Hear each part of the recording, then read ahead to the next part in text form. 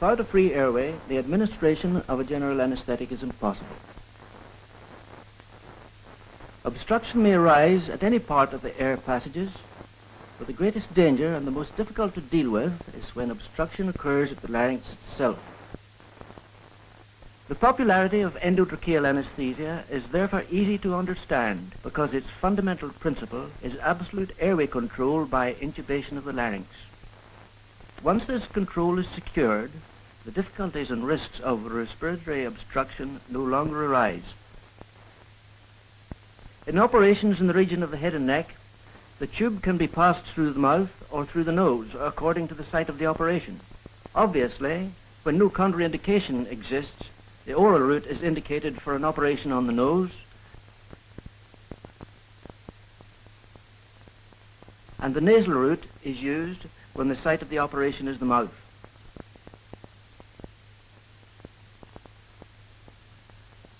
In other operations, it is preferable to choose the oral route, as this ensures the use of a tube of optimum caliber.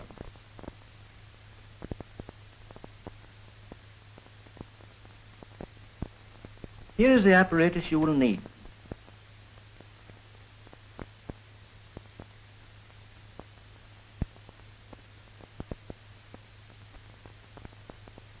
First, a laryngoscope.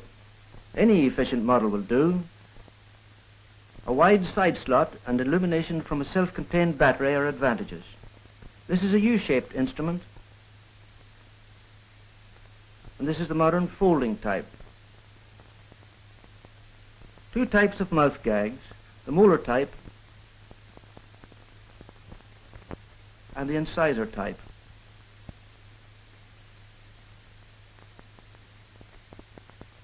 Angulated forceps. These are necessary for packing the throat with gauze and also to assist nasotracheal intubation. They are so constructed that the hand holding them does not obscure the field of vision.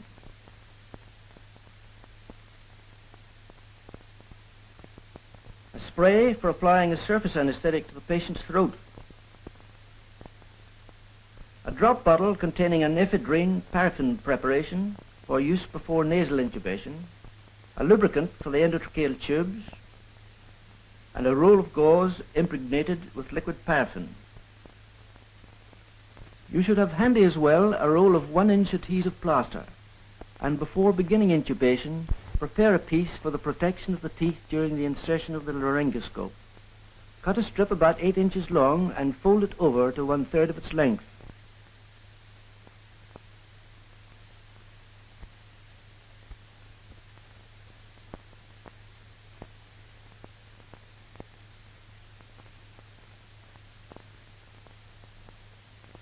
Now for the endotracheal tubes. These are made from ordinary commercial rubber tubing, which is stored in coils, so that its natural curve is readily adaptable to the course of the air passages. This material differs from drainage tubing in being firmer in consistency and less liable to collapse on external pressure. To make an endotracheal tube is a simple matter. First, cut off a length of the tubing at an angle of about 45 degrees. This is how to measure the length of the tube. It should be twice the distance between the lobe of the ear and the ala of the nose.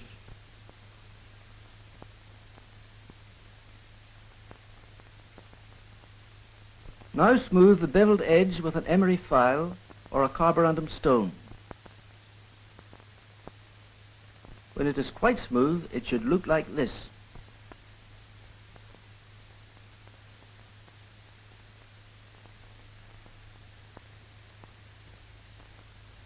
Thirteen sizes of endotracheal tube are available. They range from 00 to 10 McGill scale, or from 13 to 37 in the French catheter gauge. Lastly, a series of metal connections graduated to fit the different sizes of endotracheal tubes. There are two types, oral and nasal. The oral type is a wide angle which fits snugly to the chin, and it is long enough to prevent the rubber tube being bitten by the patient's teeth. This type should never be used in the nose, as it would project too far and tend to cause kinking of the rubber tube when the towels are applied. The nasal connection, on the other hand, is a sharper curve and projects as little as possible from the patient's nostrils.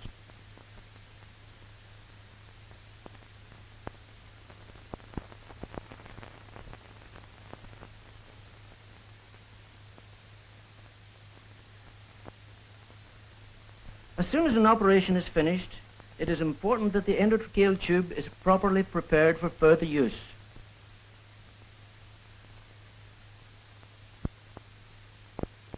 First, the tube and the connection are taken apart, and the tube is then cleaned on the outside with a swab dipped in ether. Take great care that the inside of the tube is not neglected. Scrub it with a narrow test tube brush and plenty of hot water.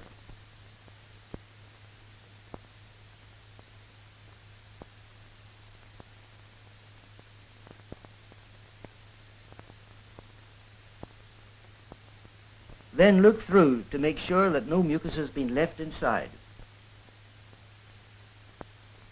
Now place the tube in the sterilizer and boil it for 2 minutes. One word of warning, however. Here is a tube that has been boiled with a metal connection attached, a thing that should never be allowed to happen. You can see that the end of the tube is now permanently stretched. It is therefore unsafe to use it. When the tubes have been boiled for 2 minutes, they are stored in a round box so that the curve is preserved. On no account should they be tightly tied in bundles, as the constriction will permanently indent them.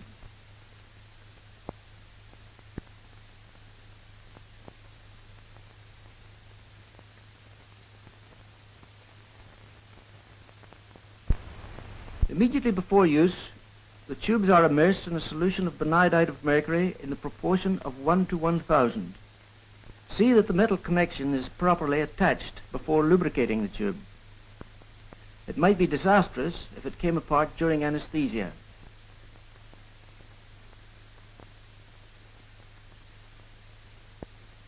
Vaseline is a satisfactory lubricant, but even better is a lubricating medium which contains a surface anesthetic such as Nupercaine, because this reduces the tendency to cough when the tube is moved during light anesthesia. This is a useful formula. Lubrication serves 2 purposes. It makes intubation easier and also helps to protect the mucous membranes, which may be dry as a result of pre-medication.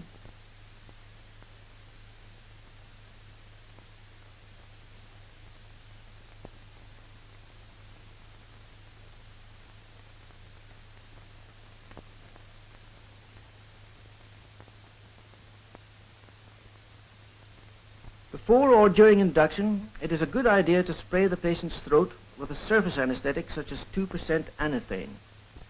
This reduces the irritability of the throat reflexes and makes it unnecessary to have a deeper level of anesthesia for intubation than that required by the operation. When nasal intubation is indicated, a few drops of a paraffin ephedrine preparation such as Endrine give maximum patency and lubricate the intended course of the tube.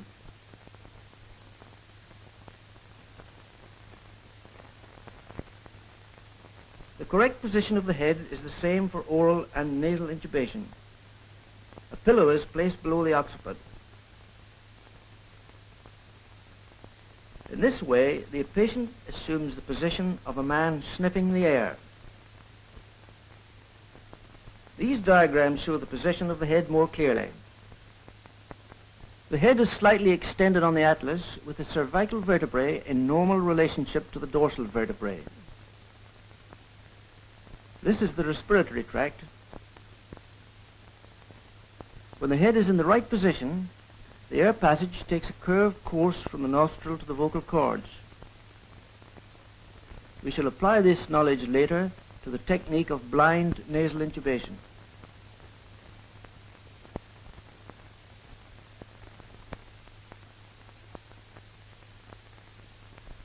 First, anesthesia is induced to a depth sufficient to relax the mandible. For the beginner, it is a good idea to deepen the anesthesia even further and so make sure that the patient will still be deep enough during the passing of the tube.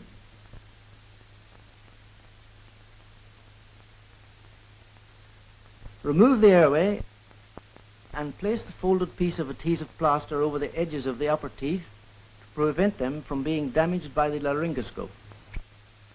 The lips and teeth are separated with the fingers and the laryngoscope is passed between them along the dorsum of the tongue. From now on, the course of the laryngoscope must be followed by constantly looking through the instrument. First, let us see in this diagram which are the landmarks along the course of the laryngoscope. The first thing to be illuminated is the dorsum of the tongue. The laryngoscope is advanced along the tongue, and when it is advanced about half the distance it must eventually travel, the uvula comes into view.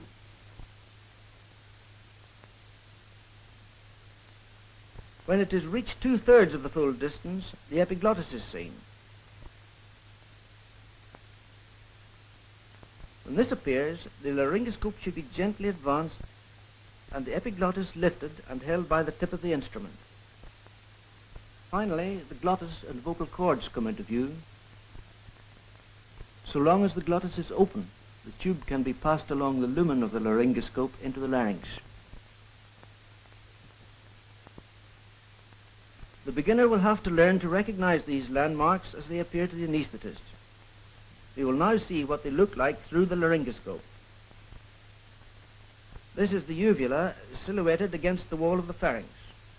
The bulb of the laryngoscope can be seen on the left. And here is a simplified drawing of this region. The epiglottis is the next landmark to look out for. This is the drawing of it, and here is the real thing, partly masked on the right by a fold of the pharyngeal wall.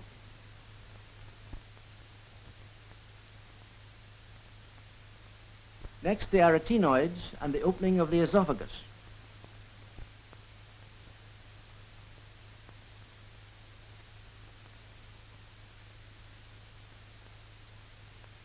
When the epiglottis has been lifted by the laryngoscope, the glottis can be seen. This is what it looks like when it is closed. The cords are in apposition, with the false cords also coming across. On no account should the anesthetist try to intubate when the glottis is closed, as attempts to force a passage only lead to spasm, besides damaging the mucous membranes. When the glottis is open, the cords are abducted and the tracheal rings can be seen beyond. Once this view has been obtained, the tube can be slipped through the open glottis into the trachea. Watch for these landmarks closely as you insert the laryngoscope.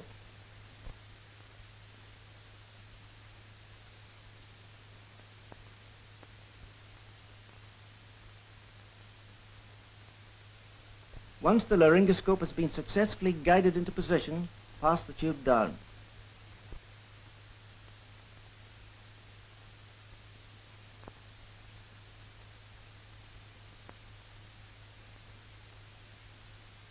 When it is in the trachea, and there should be no doubt about this when a laryngoscope has been used, the metal connection should be strapped to the patient's face by adhesive plaster.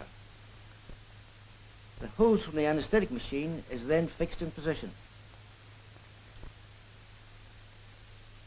When there is any likelihood of blood reaching the larynx, it is necessary to pack the pharynx carefully.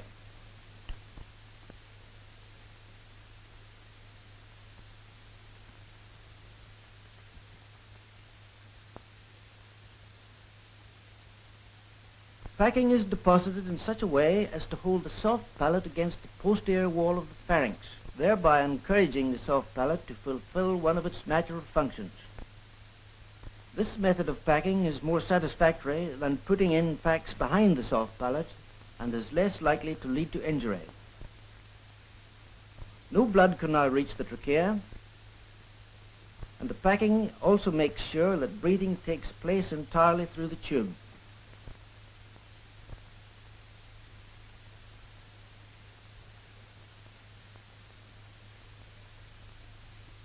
An alternative to gauze packing is the Goodell Waters inflatable cuff, fitted onto the endotracheal tube itself. The tube fits quite loosely into a test tube so long as the cuff is deflated. Air is pumped into it by a syringe attached to the supply tube.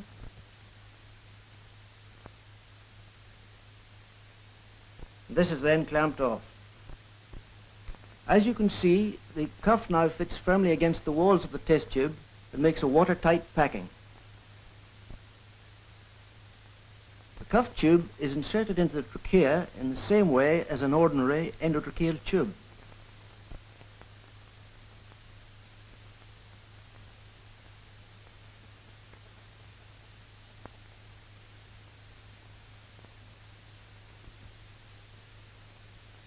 The anesthetic machine is attached,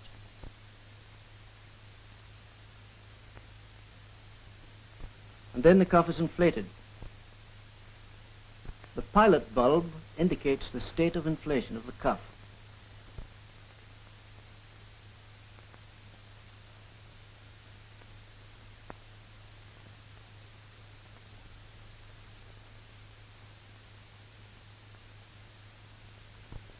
With the tube in, anesthesia can now be maintained by ordinary inhalation methods.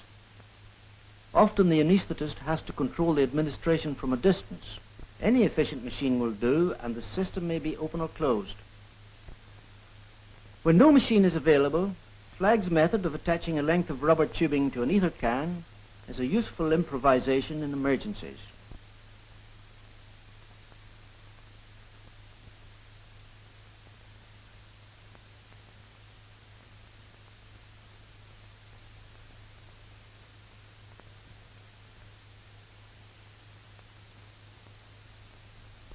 Successful blind intubation depends mainly on the correct position of the head. As we have already seen, the course of the air passage from nostril to glottis is curved. When a tube which has a similar curve is passed through the nose, it tends to follow this course and enter the trachea. After induction of anesthesia, the tube is passed along the floor of the nose until the breath sounds are heard at maximum intensity. The tube is then advanced during inspiration.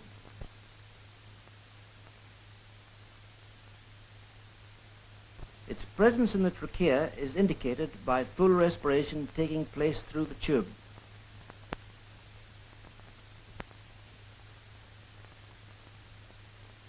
Now the same process in slow motion photography. Successful blind intubation depends entirely on the sense of hearing. So the anaesthetist must listen carefully to every sound that comes through the tube. If the ear is kept close to the end, the current of it can be felt as well as heard. As long as the breath sounds increase in intensity, the tube is following the proper course towards the glottis and may be steadily advanced. But if the breath sounds diminish in intensity, the tube is no longer advancing towards the glottic opening. The tube is then withdrawn a little and rotated slightly. During the rotation, the distal end of the tube should pass over the glottic opening. The breath sounds suddenly increase. The rotary movement is arrested and the tube is slipped in.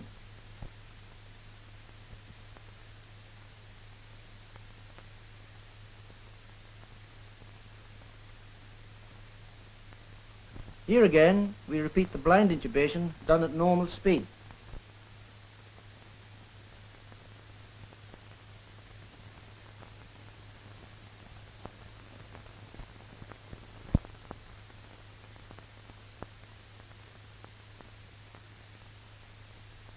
If the tube does not go in readily by the blind method, the anaesthetist should on no account continue prodding. Inexpert intubation and the use of force instead of skill are likely to result in trauma.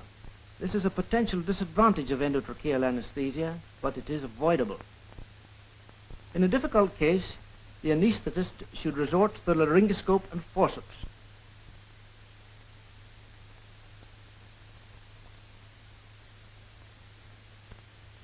Pass the laryngoscope as before,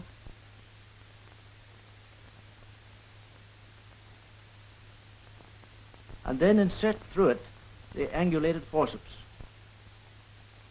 Then it is an easy matter to pick up the end of the tube and guide it into the larynx.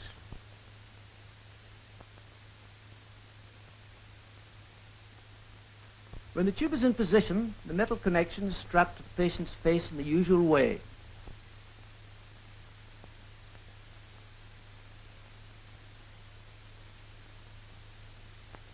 Anesthesia can be maintained as before by using an anesthetic machine.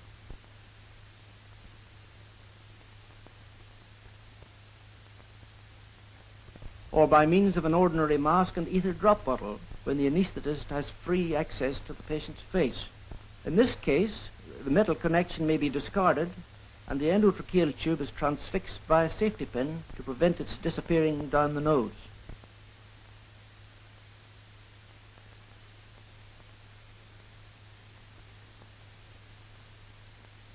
A further alternative is Flagg's method, used in the same way as with oral intubation.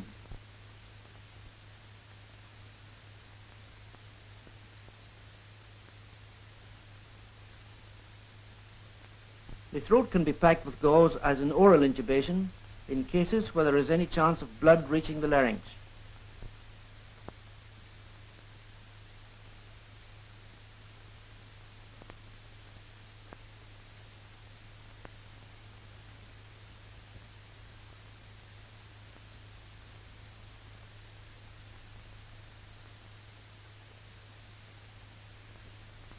Here we see the end of a nasal operation.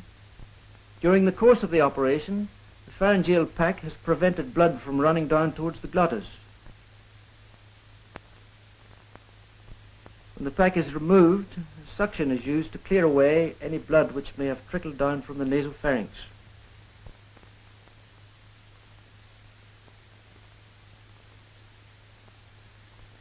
After this, the airway is first inserted and the endotracheal tube is then removed.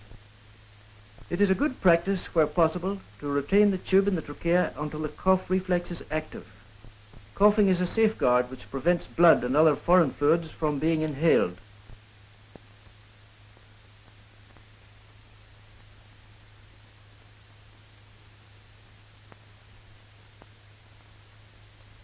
The main advantage of endotracheal anesthesia is absolute control of the airway. Once the tube is in the trachea, the breathing will remain free and there will be no possible danger of respiratory obstruction. This holds true irrespective of the position of the patient's head. Certain positions on the table make airway control difficult. By using an endotracheal tube, this difficulty is overcome. Once a free airway is assured, the anesthetist and his apparatus can be completely clear of the field of operation. By watching the movements of the rebreathing bag, he can detect immediately any change in the character of the patient's breathing. By packing the patient's pharynx with gauze, he can be protected from the entry of blood into the trachea. Here is a patient being placed in the prone position for a craniotomy.